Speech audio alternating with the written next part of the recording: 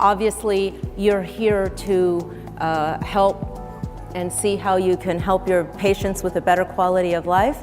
But also the fact is that we ourselves at some point start to look for the right answers for our own quality of life and realize that, maybe the toolbox of options in healthcare is a little wider than what we initially have learned. My practice was inspired by Dr. Patty. I came to an A4M meeting 6 years ago and saw one of her lectures and fell in love with her style of medicine.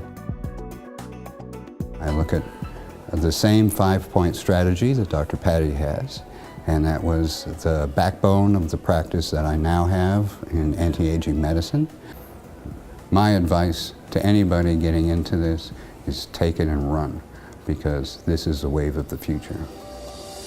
We have been giving one medicine after the other, and if there was a side effect, we would give another medicine to suppress that side effect. Are we treating the disease? No. We are suppressing the disease. We are creating more problems. So some nutrients are missing, and that's what we are learning. That's what I'm learning from Dr. Patty.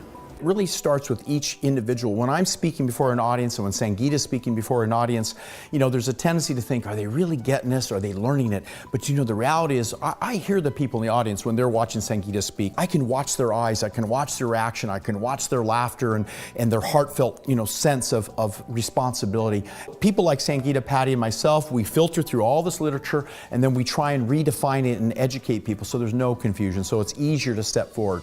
It is a total, complete medicine.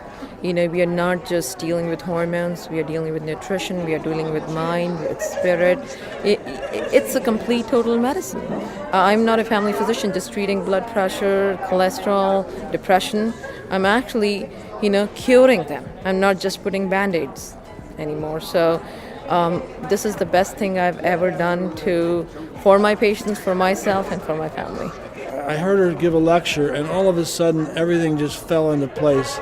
And I said, I cannot not do this. That's a double negative, but I just had to do it because it made so much sense, and it all was scientifically based, and it was not them or us or all this way or all that way.